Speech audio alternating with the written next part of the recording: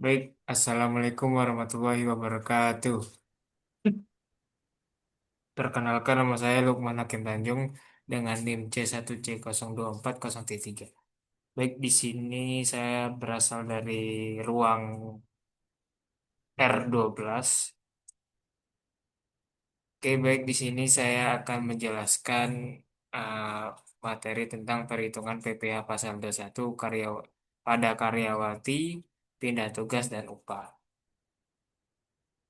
Pada perhitungan PPh pasal 1 untuk karyawati. Ada beberapa faktor perhitungan PPh pasal 1 untuk karyawan maupun eh, karyawati sebagai berikut. Yang pertama tuh penghasilan kena pajak PKP.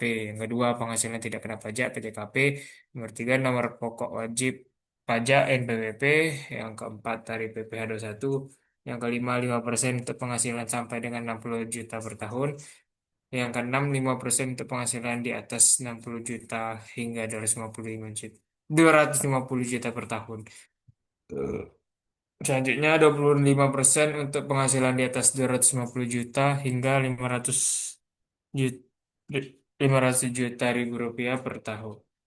Kemudian selanjutnya 50% untuk penghasilan di atas 500 juta per tahun. Selanjutnya jenis penghasilan, selanjutnya masa kerja dan status. Next. Ada contoh soal yang terkait dalam perhitungan PPh pasal 21 untuk karyawati. Nabila adalah karyawati pada perusahaan PT Onyx Komunika dengan status menikah dan mempunyai tiga anak. Suami Nabila merupakan pegawai negeri sipil di Kementerian Komunikasi dan Informatika. Nabila menerima gaji 6 juta per bulan. PT Onyx Komunika mengikuti program pensiun dari BPJS Kesehatan. Perusahaan membayarkan iuran pensiun dari BPJS sebesar 1% dari perhitungan gaji, yakni sebesar 30.000 per bulan. Di samping itu, perusahaan membayarkan iuran jaminan hari tua JHT karyawannya setiap bulan sebesar 3,70% dari gaji. Sedangkan Nabila membayar iuran jaminan hari tua setiap bulan sebesar 2% dari gaji. Premi jaminan kecelakaan kerja atau disebut JKK dan jaminan kematian JK dibayar oleh pemberi kerja dengan jumlah masing-masing sebesar satu 100% dan 0,30% dari gaji. Pada bulan Juli 2016 di samping menerima pembayaran gaji, Nabila juga menerima uang lembur overtime sebesar 2 juta rupiah. Nah, ikut contoh perhitungannya yaitu kita gaji gaji Nabila kan 6 juta, tunjangan lainnya jika ada itu 2 juta. Nah, jika K-nya 0,24%, maka ah, hasilnya itu 14.400. Nah, jika yang 0,3%, maka dapatlah 18.000 rupiah. Penghasilan bruto kotor pada pada Nabila adalah eh, 8.032.400 ribu rupiah.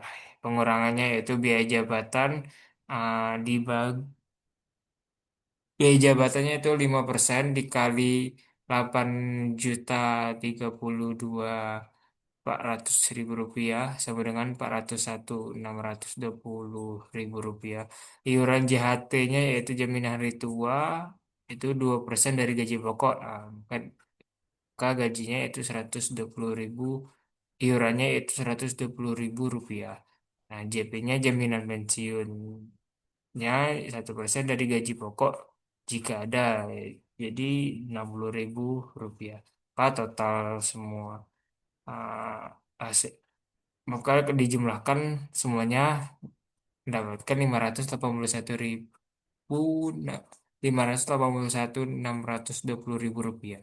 Penghasilan neto bersih sebulannya yaitu penghasilan neto setahun 12 bulan dikali 7.400. Penghasilan neto bersih sebulannya yaitu mendapatkan 7.450.000 Rp27.880.000. Nah, kemudian penghasilan neto setahunnya 12 bulan dikali 7 juta tadi, 7.457.880.000 rupiah, maka mendapatkan 89.360.000 rupiah. Penghasilan tidak kena pajak PTKP yang didapatkan Nabila yaitu 54 juta rupiah, maka eh, penghasilan kena pajak setahunnya yaitu 35.409.360.000 rupiah. Pembulatan ke bawah. Pembulatan ke bawahnya itu kita mendapatkan 35.409.000 rupiah. PPh terutangnya 5% dikali 35.409.000 rupiah. Sama dengan 1.770.450.000 rupiah. Nah, BPH pasal 21 bulan Juli sama dengan 1.770.450.000 rupiah dibagi 12. Up, salah. Up.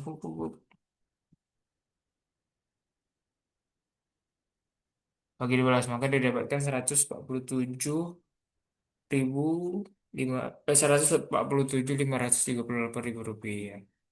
Nah, itu contoh pada karyawati. Nah, sini dikoden.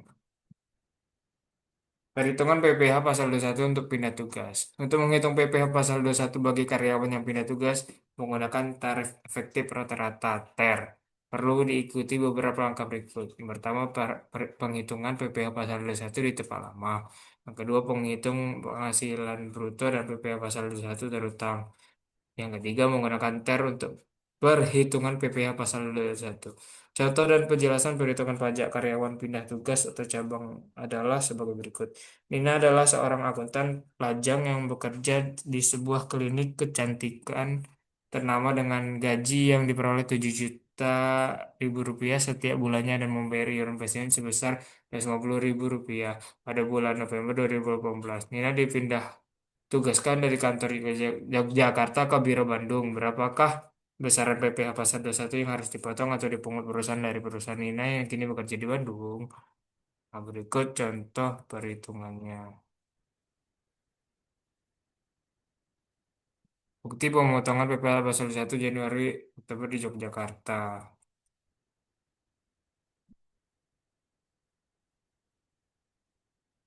Gajinya 7 juta, biaya jabatannya 350.000 dikali 5%. Ya, iuran pensiunnya 250.000. Jadi kita mendapatkan minus 600.000 rupiah.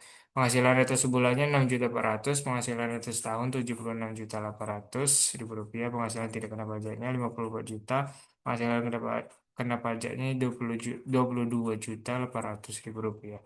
PPh dalam setahun dikali 5% yaitu 1.140.000. PPh pasal 21 terutang 10 bulan yaitu 1.140.000 sama dengan 11.400. Ini dikali 10 jadi dapat 11.400.000 rupiah. PPh satu telah dipotong dan dilunasi di Yogyakarta minus 11.400.000 rupiah.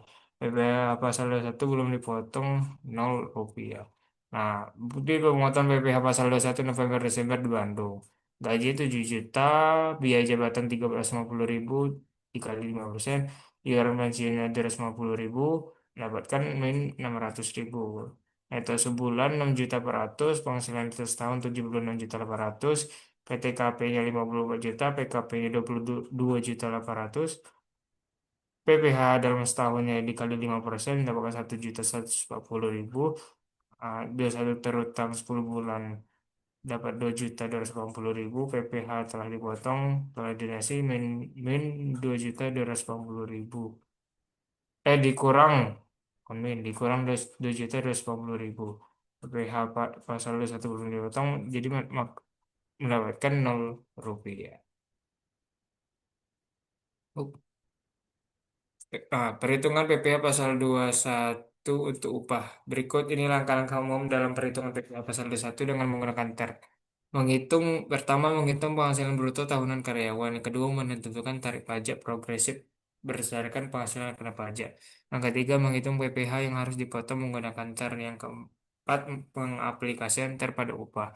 Contoh perhitungan PPh satu upah harian. Fotografer dengan upah 400.000 sehari, upah harian tidak lebih dari 50.000.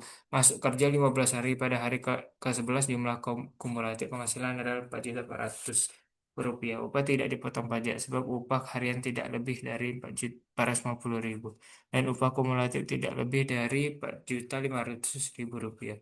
Sesuai ketentuan poin 1, pada hari ke-12 upah mulai dipotong pajak karena mencapai kumulatif 4.800.000. Artinya telah melebihi 4.500.000 dan berlaku DPP poin 3, upah dikurangi PTKP sebenarnya. Nah, berikut contoh perhitungan. Ah, DWP kali tarif upah dikurang PTKP sebenarnya dikali 5%. 4.800.000 dikurang 12 hari dikali 150.000 dikali 5% dapat 150.000. Upah harian dikurang PP ada 1. 400.000 dikurang 150 maka didapatnya 250.000. Nah, upah harian dikurang PTKP sehari dikali 5%. 400.000 dikurang 150.000 dikali 5%, maka mendapatkan 12.500.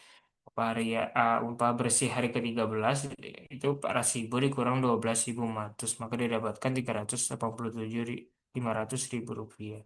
Nah, uh, PPh 21-nya 5.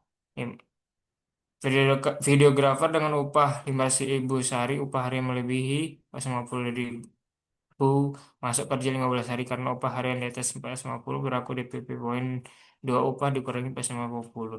500.000 dikurang 450.000, 450.000 dikali 5% maka mendapatkan 2.500. Upah harian dikurang PPh 1. Kalau kita dapat upah bersihnya yaitu 500.000 dikurang 2.500, maka mendapatkan 497.500. Hari ke-1 sampai dengan 9 penghasilan akumulatif belum membeli 4.500.000 hingga upah harian dipotong PP21 masing-masing 2.500. Nah, pada hari ke-10 penghasilan akumulatif menjadi 5 juta atau telah melebihi 4.500.000 sehingga berlaku di PP poin 3, upah dikurangi PDKP 9. Maka PPh 21-nya seperti ini, 5 juta dikurang 10 hari kali 150.000 dikali 5%, maka mendapatkan 175.000. PPh 21 dipotong hari ke-1 sampai 9. 9 kali 2.500 maka mendapatkan 22.500. PPh 21 tertang pada hari ke-10. 175.000 dikurang 22.500. 152.500.000 rupiah. Pada hari ke-11 dan seterusnya berlaku DPP upah harian dikurangi PTKP sehari. Upah harian dikurang PPh 21, 500.000 dikurang 152.500.000 rupiah sama dengan 347.500. Nah, PPh 21-nya 500.000 dikurang 150 dikali 5%, maka mendapatkan 17.500. Nah, upah bersih hari 11, 500.000 dikurang 17.500, maka mendapatkan 482.500.000 rupiah. Rincian upah diterima videografer beserta potongan pajaknya dalam sebulan. Nah, 1 sampai 9, 500.000 sampai 15.500.000 harian. Upah kumulatifnya 1 sampai 9 4.500.000, 10 5.000, 5 juta, 11 5.500.000, 12 6 juta, 13 6.500.000, 14 7 juta, 15 7.500.000, maka totalnya 7.500.000. PPh 1 22 juta apa 1 sampai 9 22.500, 10 152.500, 11 17.500 sampai 15, maka mendapatkan totalnya 262.500. Nah, upah bersih hari 1 sampai 9 yaitu 4.477.500, 10 347.500. Nah, 11 sampai 15 482.500, maka jumlahnya yaitu 7.237.500. Oke, baik. Terima kasih atas paparan materi saya. Semoga menjadi ilmu yang bermanfaat. Dan Sekian dari saya. Terima kasih. Wassalamualaikum warahmatullahi wabarakatuh.